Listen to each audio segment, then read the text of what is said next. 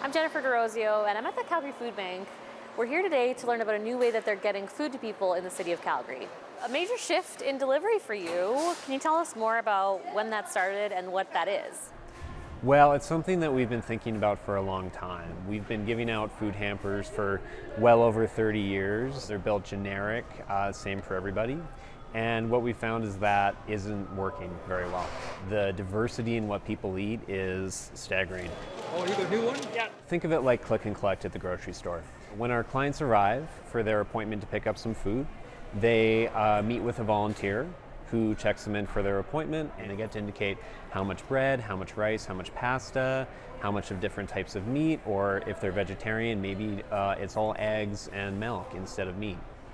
It's a matter of dignity for people accessing the food bank, and it's also a matter of practicality. If someone's vegetarian, if someone has diabetes or another medical condition, they might need different foods to live a healthy lifestyle than the average person. It's just easier if we just let everyone choose. So where are we standing now, and what would happen at this point of the process after they've come through the doors of the warehouse? So we're standing in our main warehouse, and this is kind of the beginning of where a cart gets built to order for a client. When someone comes in, they're going to be greeted by a volunteer who's going to take them through these different food choices. People make appointments in advance on the phone or on the internet. Now, when they come to pick up, they make the choices here via one of our tablets, and it's always going to be a volunteer working with them through the choices, which helps if, for example, English is a second language or there's some other type of barrier. Great, so once the selections are made, what happens next? A receipt is going to print out inside of our warehouse, and someone's going to fulfill that order, kind of like a drive-through at a fast food restaurant. So we've got some celiac items, and the first stop that we're going to be building actually is flour. So there's 2 flour on here. Someone's going to be doing some baking. After the flour, we're going to have to grab 3 rice. So we're going to go on to bread. All sorts of different bread items. We've got some buns today. Cereal's on there too, but we've got no cereal on this one, so we're going to walk by that.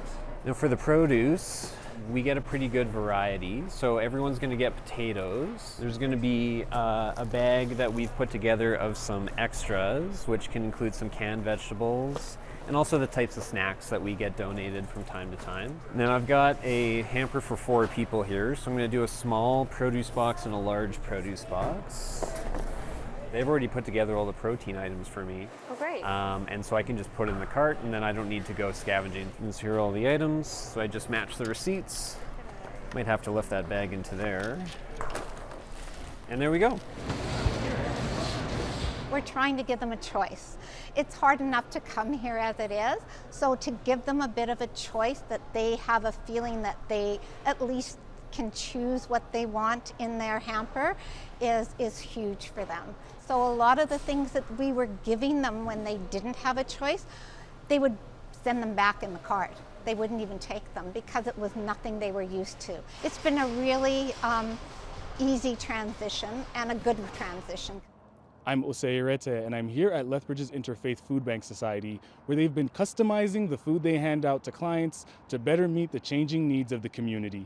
We came from an era of beggars can't be choosers, and I think because the faces of people at the food bank have been changing, and we're seeing a lot of average, ordinary people having to rely upon the food bank, dignity has become even more important. My name is Danielle McIntyre, and I'm the Executive Director with Interfaith Food Bank Society of Lethbridge.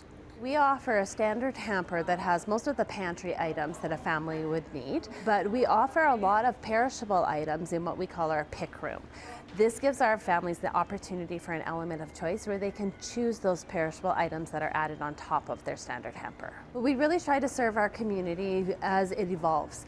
And as we've seen our community grow over the years, we've started to see a lot of different cultural groups coming to our community, which means people eat differently.